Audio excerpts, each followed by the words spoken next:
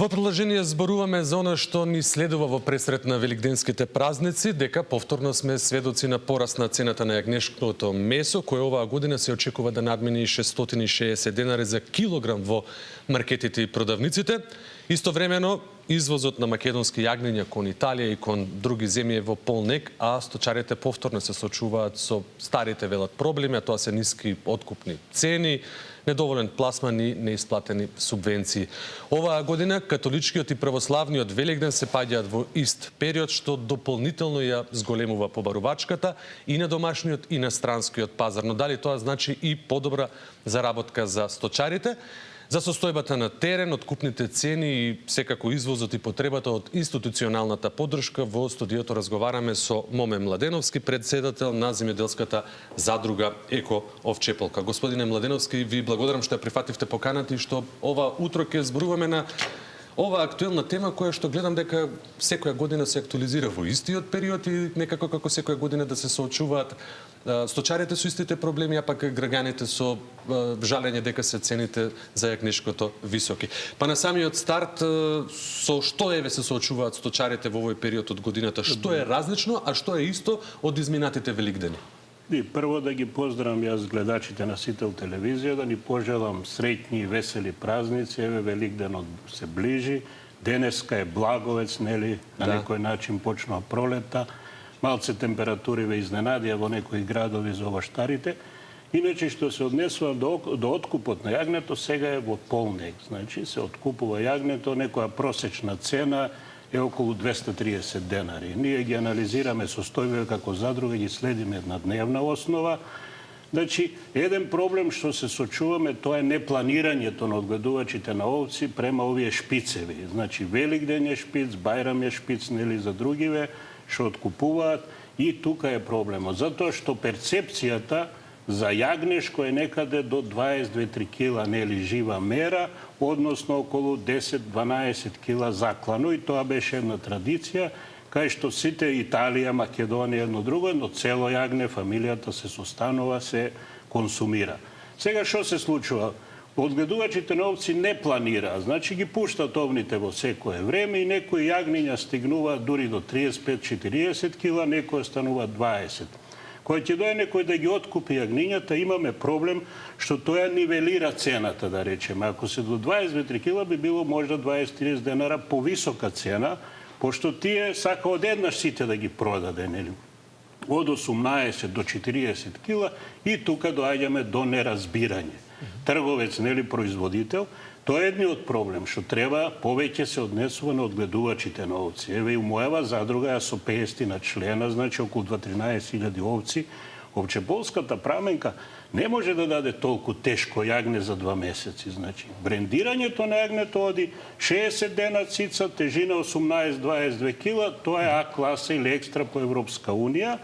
Сега, тука е проблемот као овие мелезите. Значи, имаме Виртенберг, имаме највеќе се Виртенберг мелези, овие белки што ги велат, и тие прераснуваат. Таа е една товна раса, која е само за месо, не е за молзење, и тие прават можда и овните до 200 кила, овците 120-30 кила, и тука е тој проблем. Сега, ако гледаме пазарно, нормално дека купувачот одлучува, нели, што ќе купи, и сега ние како задруга тоа ги усмеруваме луѓето, да си планираат кога да ги пуштат овните, 60 дена да цица, 150 дена овцата носи, и таман да стигнеме до една екстра класа на јагне, тоа од 18 до 22 кила, збориме за жива мера. Добро утовено, без многу, нели, масти да има во својот дел. Така да, према мене, еве, ако тргнеме од ланскиве цени кои беа во истиот период, само лани имаме разлика католички Великден православен. Значи, цените се негде 10 до 15% повисоки од лани, просечно збориме, така да тука не може да кажеме дека луѓето не се многу ова. Сега тоа секогаш трговец, знаете како иде. Трговец, одгледувач, продавач, и секогаш во, нели, пазарните услови е суштината, тој што купува е скапо, тој што продава е ефтино. Му е ефтино. Ке позборуваме, господине Младеновски, за тоа. Колку е реална оваа откупна цена од 210 денари за килограм жива мера? Дали е доволна за да се покријат трошоците на сточарите? Види сега, ако тргнам ја од сите проблеми, еве еден овчар сега кошта од 1000 до 1500 евра, Квалитетот на луѓето не е добар, нели овчар го бирате, дали знае да ги напасе, да ги нахрани, вода да ги напои, сето тоа, тогаш би изгледало дека не може ги покрие трошоците. Ако тргнеме дека имаме адуцирани луѓе, да имаме професионални овчари, да имаме средени пасишта, ливади, ниви, во тој случај би разговарале дека овие се светски цени. Али реално негде ценава откупна не е 210, тоа е некој случај, нели? Јас пуштам некои кланици да одат да откупуваат најтешки јагниња, значи 36-37 кила. Тоа е веќе према наши услови е звиска, нели, овца е. Тоа оди на пазарот кај што се, нели, Блиски исток, на истокот оди, кај што имат навика. Нашиот пазар е Хрватска бара мали јагниња, Италија бара исто мали јагниња, Србија нешто лани откупуваше, имат они доволно овци, Бугарија нешто откупува наши, пошто нивните се мелези, тешки раси се у Бугарија. Имаме тој дел, уште не е разработен тој пазар, али у суштина најдобро Македонија, ако успее организацијски јагне да произведува ова професионално, значи до 22-3 кила, тоа би било идеални услови. И тогаш не би се жалеле за овие цени.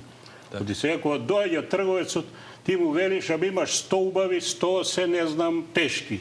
И молим те, земи ги сите, дај нешто, нели сега, да не губам на млеко, нели, да правам сирење од другава страна, а и секој јагне јаде дневно од 500 до кило. Ако пресметаме 28-30 денара една смеска, рачунајте 500 јагниња колку ќе изедат. Секој ден од джебот одат парите. Така да еве ја и совет на одгледувачиве, ја еве вчера бев на терен Радови Штип, разговарав со луѓево.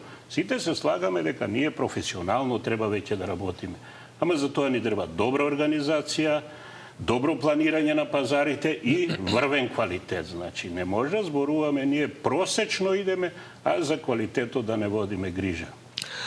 Се споменува цена од 660 денари за килограм месо во маркетите. Каде се губи разликата меѓу откупната цена околу 200, 210, 230 денари и продажната цена во маркети или во продавници? Јас правев анализи некои, нели, она жива мера и заклано. Имаме за овчеполското јагне од 10 фарме, анализираме, рандманот е 55%. Збориме со глава, просечно. Со глава, нели, со джигер, внатре, без црева, без желудник. Значи, ако земе еве цената дека е 230.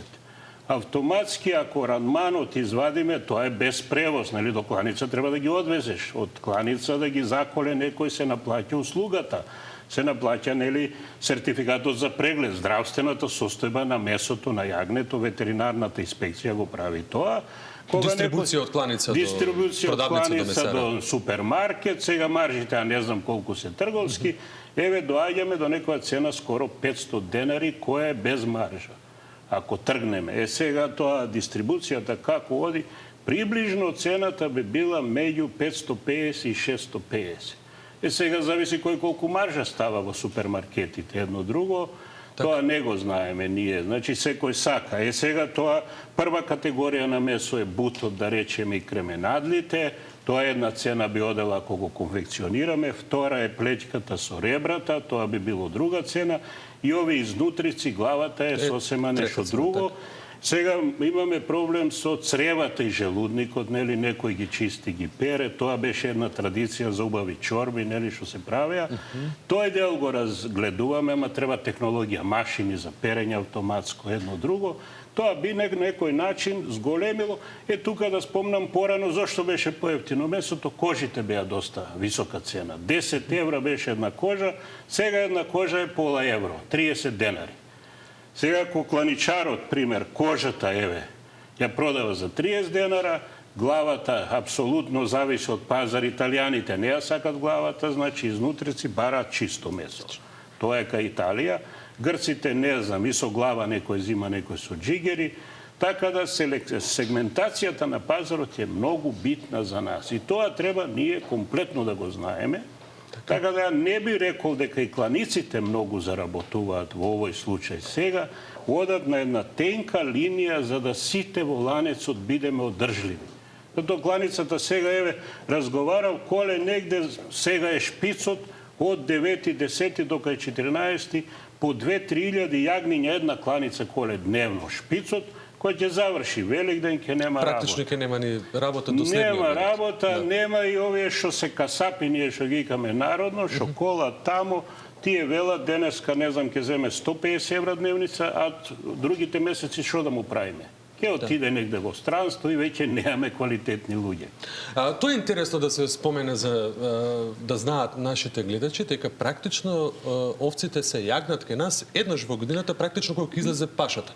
Доколку би биле како ќе речеме на индустријско производство да стојат во шталски систем би можеле да донесат и до 2 јагниња во текот на годината или не? Значи, види овака, традиционално македонското овчарство базирало на некоја традиција кај што имаме едно јагне, по една овца, значи. Се случува да има 10-20% близни, некоја тројка, али тоа зависи од селекцијата, од исхраната. Значи, кај нас, пример, овците се мркаат, нели, приплод правиме негде у август. Од 10-5 август зависи, за да го планираме шпицо, за да дојдеме до ова јагне. Овцата носи 5 месеци, ако ги пуштиме август, значи треба негде 15 јануар, од 1 јануар тука да се изјагнат и негде да стигнат да бидат после 2 месеци, јануар, февруар, март, да речеме, ова да бидат некои 60 дена да цица и да стигне тежина негде од 18 до 22-3 кила. Тоа е некој идеален период. Сега, мелезејќи ги овциве, да речеме, некој не ги му узе овците, не прави сирење, он само произведува јагниња. Тие овци се јагнат 2 пати. Сега секој си рачуна дали му се исплати повеќе сирење, бара работа, бара мандраџија, бара складирање, значи на тоа сирење, 90 дена да зрее за да биде идеално, нели, да не биде контаминирано, да нема бактерии, да биде, нели, безбедно, што викаме, и квалитетно. Тоа е еден правец на производство. Доста фарми имаме само за јагниња сега. Спрема јагниња за Великден, цела година има јагниња. Еве имаме некои туристички, да речеме, фарми. Еве да го спомнам Мрзенци, кај Джоко Кафана, он негде троши околу 3000 јагниња годишно. Значи, он мора од некаде да ги купи у Македонија, ги набавува и тие за него произведуваат. Тоа е идеалниот услов во системот на производство. Кај него се навикнаа луѓе и мислам дека македонско јагне по вкус нема му равен. Ја носе во Торино во Италија, кај што беа 135 држави и прави, нели, на анкетни листови, штражување на пазар, феноменално, ама што фали? Фали организацијата и фали сегментација на пазар. Тоа дори него ние, како се вика, решиме организацијски и стручно, не ги едуцираме луѓе, секогаш ќе си ги имаме овие истиве маки. И ќе се повторуваат од Великден. И ќе се повторуваат од година на година. Така да тука е проблемот.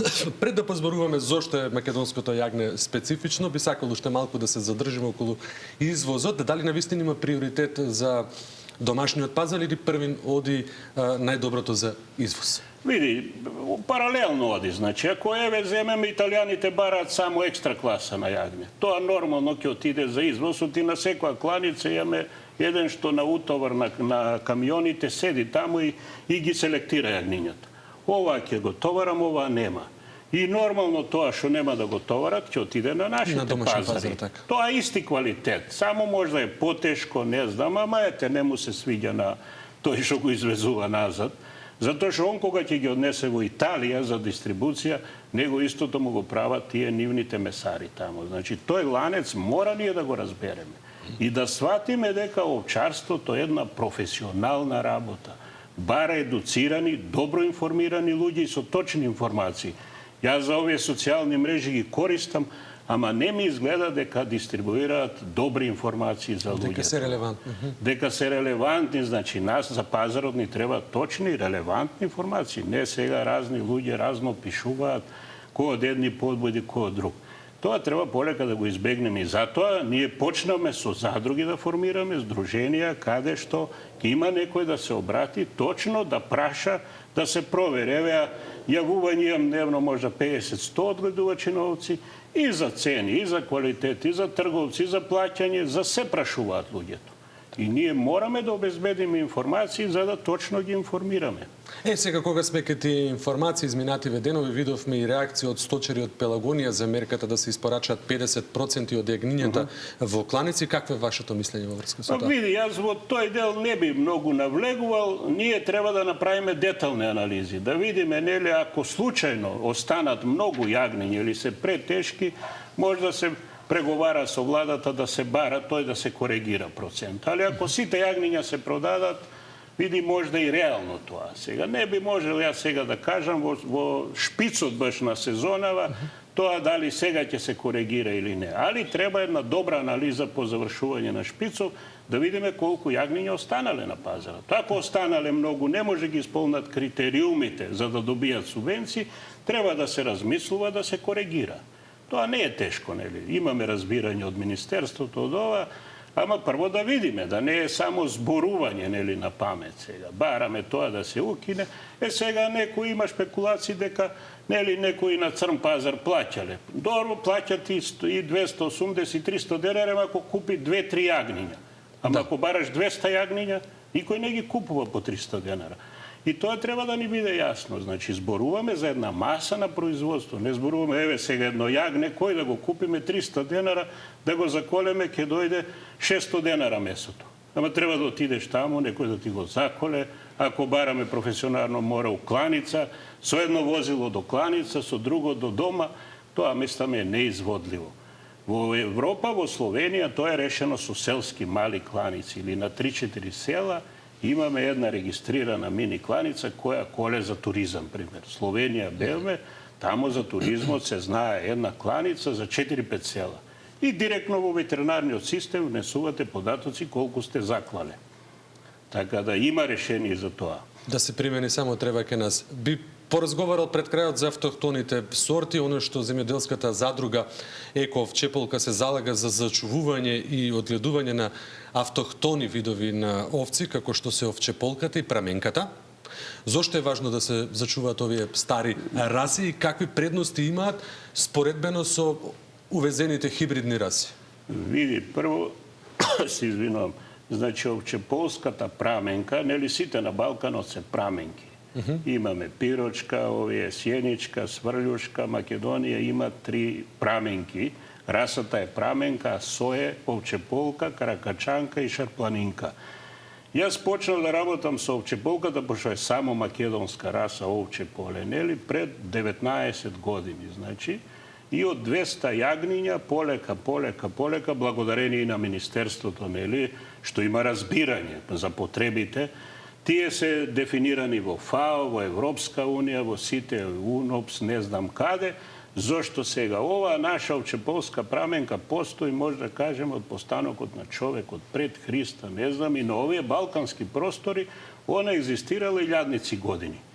Најотпорна, најиздржлива на болести, најприлагодена на нашиот поднебје. На ова поднебе, на планините, на луѓето, на менталитетот, едно друго. И благодарение на поддршкава сега зборам на институциите, ние сега имаме околу 50 члена, значи, селектирани, воведовме детално матично книговодство, кај што мериме секоја јагне, од секоја овца, овен, 3 пати млеко од секоја овца мериме, значи, правиме добра селекција и уште колку ни фали, уште 6 години да создадеме македонска раса. Значи, овчеполката од сој да помине во раса, треба 25 години да водите матично книговодство. Тоа е едно што го работиме. Иначе во однос на тоа е производство сега педигрирани, за 2 години ќе имаме педигрирани овни и овци од овчеполскава праменка, кај што луѓе сакаат да си купуваат. Значи имаме овци со различна млечно, само ќе спомнам дека пред 15 години, ако просек на стадо беше 30 на литра, сега сме околу 70. Ретко се случува скоро 100% млечноста да ја качиме. Тоа е едно од успесите што го работиме како организација со поддршка на институциите. Колку е реално и одржливо денес во услови на современо сточарство и економски предизвици, ако да речеме, нели, хибридните раси побрзо ставаат на маса на себе си, да се инвестира во автохтони видови на овци? И мојата заложба и професија, јас се борам за задршка, не спомнав тука за автохтони раси. Имаме сега и каракачанка едно стадо, шарпланинка најдовме 2 стада, тек сме на почеток.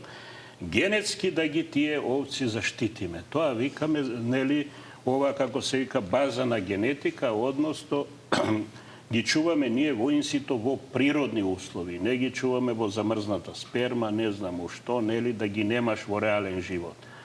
Така да, сега што правиме, за да биде ова исплатливо, вие што велите, значи према другите. Овие се најотпорни, најиздржливи на болест, тоа е едно. Брзо се јагнат, не барат голема помош од луѓето, нели? Сега, вие ако изјагните денеска 200-300 да влезете во една штала, кај ноќе се изјагниле 50, кај ќе знаете кој е чие јагне? Значи, треба да имат инстинкт мајчински. Тоа е многу битно, значи, една работа. Второ е многу лична овца. Калеша, убава, нели, кога ја гледате, тоа е личноста, нели, кога пасе во планините. И второ, нема граници Македонија од 54 метри до 2700, обстојува на сите висини.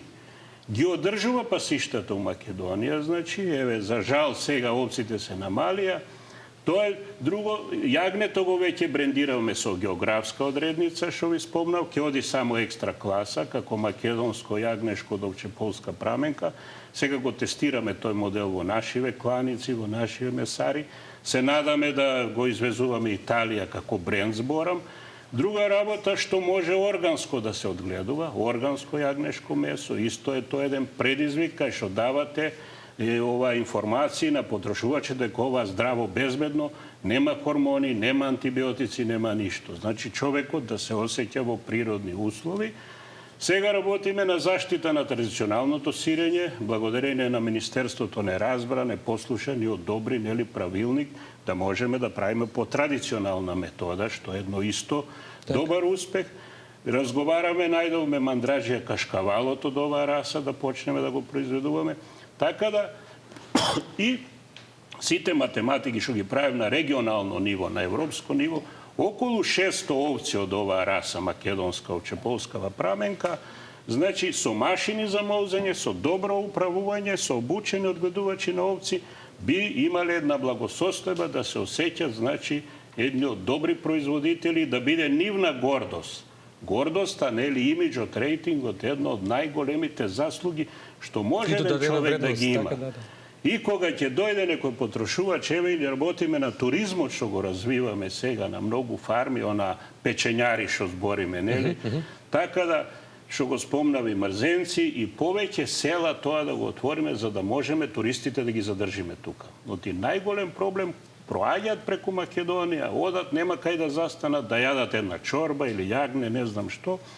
Значи, тој дел. Така да, мојата визија, нели, на задругава да зборам, ние имаме наш концепт за развој до 34-та година. Лани го усвоиме, одгледувачка програма, концепт за развој, имаме национална стратегија на Македонија, не знам, сигурно знаете, 24-та, 44-та дори работеме со американци, Светска банка, Финска, не знам, ние сме уклопени во тој, да речам, воз условно брзи што иде. Така да нашата перспектива е селекција и обука на луѓево, значи, без обука не можеме да обстанеме. Мораме млади луѓе да ги обучиме, да ги мотивираме, да ги опреме со машини, со технологија и нормално, еве, организираме студиски тури секоја година за да луѓето сватат дека не е лесно ни една Франција, ни у Словенија ако не работиш. Мора да си професионалец, да работиш, да си у тоа љубител што го прави, за да, нели, на крај бенефитот дојде. Сето тоа е, значи, што повеќе инвестираме во знаење, повеќе ќе добиеме од овците и ќе бидеме посреќни. И така, секако. Ви благодарам, господине Младеновски, што бевте наш гостин и што ги споделивте вашите согледувања за предизвиците кои што пред се соочуваат сточарите и во пресрет на великденските празници. Се надевам дека, ете, и оно што го споменавте, ќе се најдат и соодветни решенија и поддршка за домашното сточарство. Благодарам. Добро, ви благодарам и на вас и уште еднаш среќни и весели великденски празници. Има доволно јагнешко, ако не можеме цело јагне, значи можеме кило, 2-5 кила секој према своите можности. Нека е за убаво и нека ни бидат наредните години повесели и посреќни.